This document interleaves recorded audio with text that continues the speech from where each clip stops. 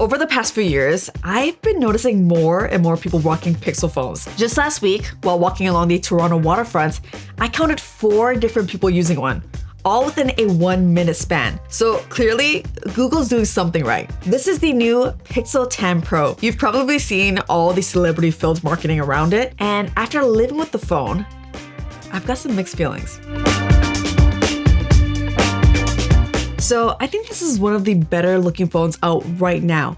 I mean, I could do without the massive G on the back or the fingerprinty finish on the frame, but otherwise, it's hard to say anything bad about it. Side by side with the iPhone 16 Pro, it feels super familiar. Except the punch hole cutout doesn't eat up as much screen as Dynamic Island, and it's a little lighter. Also, this jade colorway with the highlighter green back paired with that gold frame is a very nice change of pace if you're sick of boring colored phones. It still has what I feel are the best biometrics on any Android phone, hands down. A really good ultrasonic fingerprint scanner paired with a Class 3 face unlock. You can set it to skip the lock screen, and the moment you pick it up, it's already on your home screen. It won't work with sunglasses on, and it's fairly useless in low light though, since it just uses the selfie camera without any extra sensors. So if you're coming from an iPhone, that's gonna feel like a slight downgrade, but unlike the iPhone, you can, use a fingerprint scanner. The display is definitely brighter than last year, which already had one of the brightest screens on the market. Day to day, you might not even notice it, but fire up Google Maps on a sunny day or watch some HDR content and you'll see it. My only small gripe is that it lifts shadows a little too much sometimes, so you lose a bit of that contrast and punch from the 9 Pro. The screen is actually easier on the eyes this year. For those that are sensitive to OLED flicker, Google doubled the dimming frequency, bringing it up to the same level as Apple and Samsung.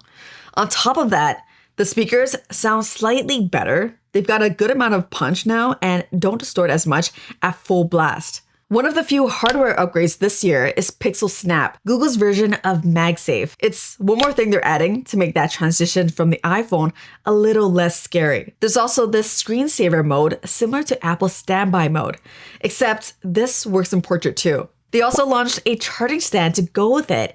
I love the look. The phone snaps nicely into place and it's very well built, but for the asking price, I wish they added a spot for me to charge my Pixel Buds too. But hey, if you're coming from an iPhone and have newish AirPods, you can go ahead and charge it here thanks to MagSafe. The charging speeds for both wired and wireless aren't all that fast by Android standards, but Google is clearly targeting Apple users, and these speeds are actually a step up from the iPhone. All right, let's talk performance because this is where things get a little funky. Google's new Tensor G5 is kind of suspect right now.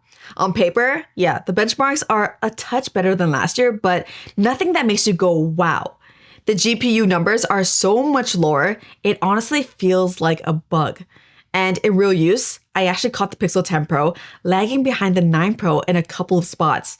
In my HDR video streaming test, for example, it drained more battery and ran warmer. That brighter screen definitely seems to be sipping more juice. Same deal when recording video. The quality seems a touch better, but you're paying for it with extra battery drain. But hey, it's not all that bad. Streaming regular non-HDR YouTube videos used less power, Call of Duty Mobile ran more efficiently and stayed cooler. It's still not a great gaming phone. It'll drop frames in more demanding games, but for casual stuff, it's fine. Google Maps was another bright spot. Smoother, cooler, and easier on the battery, which is great since that's something most of us use every day. Overnight drain has also been very up and down. Even after a couple of weeks, it'll lose anywhere from 3 to 7% a night. Overall, I've been averaging about 7 to 8 hours of screen on time. Not amazing for 2025, but should still easily last a day for most people. Day-to-day performance though is solid. Apps open quickly, multitasking smooth, nothing really lags. But look, people are going to complain that this chip still doesn't stack up against other flagships. And with a new iPhone and Snapdragon processor about to drop, the gap's only going to feel bigger. Google's never really chased raw power, and most people won't care, but for a phone that's meant to last 7 years, I don't think it's unfair to expect a bit more muscle. Ask anyone what they know about Pixel phones, and they'll probably say, oh, I heard it takes really good photos. and they would be right. Most flagship phones take awesome pics these days, but I still think the Pixel is king. I just like the look of the photos. I'm not a photographer. What I really care about is if I can trust the camera to capture real moments, like my kid running around or a once-in-a-lifetime trip. And the Pixel, I trust it every time. Check out these samples that I took of my daughter running at me. She was swinging her arms all wild like the ball of energy that she is, and every single shot is clean enough to use. The 5x lens is a lot of fun to shoot with, probably my favorite lens to be honest. I love being able to zoom to get a different perspective. They added the ability to shoot up to 100 times zoom this year, but just like on Samsung phones, it's more of a fun party trick and relies heavily on AI to fill in the details. All right, moving on to video. While you check out the changes over the Pixel 9 Pro, let me tell you about the sponsor for this video, Surfshark. You ever get annoyed by those "this content isn't available in your region" messages? Yeah, me too. That's why Surfshark rocks. It lets me unlock shows and movies from anywhere with just a single click. Plus, it blocks ads, trackers, and malware, so I can browse with that peace of mind. It can even help me find better deals online, like cheaper flights and car rentals, just by switching my virtual location. The best part? One account works across unlimited devices, so my phone, laptop, tablet, all protected. Try it risk-free by clicking the link below and using the code TAO for an extra 4 months completely free. So there was this one line during the Made by Google launch event that really stood out to me. As you've seen, there's so much to love about the upgraded Pixel camera, including its amazing video capability, which still holds its place as the best video on a smartphone for the second year in a row, by the way. So of course, I had to put it up against the iPhone 16 Pro, which many consider to have the best video on a smartphone. Now, I guess there might be some people out there who prefer the look of the Pixel's video, but across the many samples I took, I'm going with the iPhone every single time. Good video quality is a really important aspect of phones these days. Everyone's a creator now with TikTok, Reels, and YouTube Shorts. So while I think the Pixel's quality has gotten better over the years, there's some weird jitter here and there. Stabilization needs work, and shadows are a little dark for my taste. Video boost helps, but who wants to wait several hours for it to upload and process?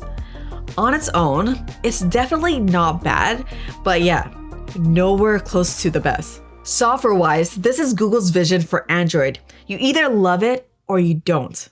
Personally, I'm a fan, but it does feel a little locked down. On the home screen, between the unremovable Google search bar, dock, and at-a-glance widget, you're left with about 5 rows for apps and widgets. Not a ton. Honestly, I have more control over my iPhone's home screen than my Pixels these days. The iPhone gives you sliders to dial in exact icon tints, while the Pixel's theming system decides your options. And after all these years, it's still hit or miss. It's obviously not as packed with features as a Samsung, but Pixels shine in their simplicity. No duplicate apps, plus the little things add up. Now playing, call screening, even just having tomorrow's weather and relevant info automatically show up at the at-a-glance widget, it all feels very helpful. Tiny detail, but Google also revamped the quick settings menu. I love that they let you resize buttons now so you can fit more controls on a single page. The software is generally stable, but not perfect. I have run into a few bugs.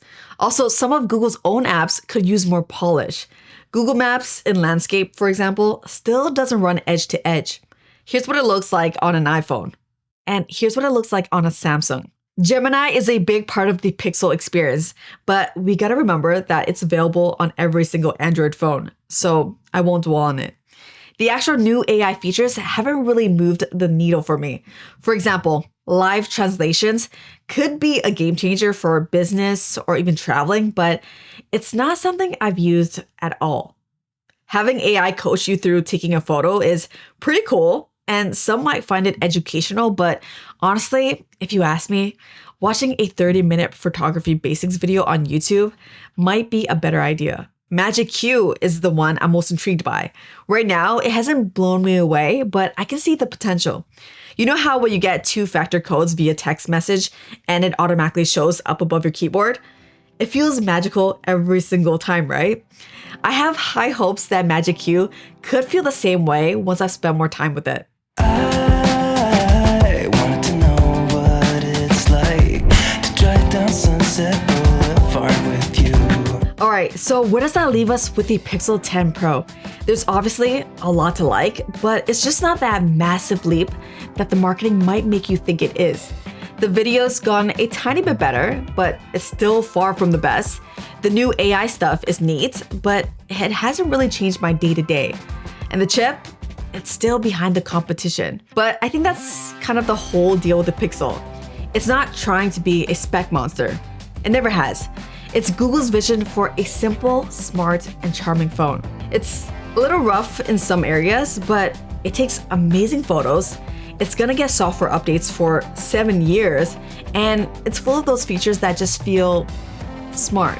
The Pixel has been called the iPhone of Android for years, and this year, with all that celebrity-filled marketing, it's clear Google wants iPhone users to know, hey, if you're itching to try something new, there's a real alternative to that old iPhone.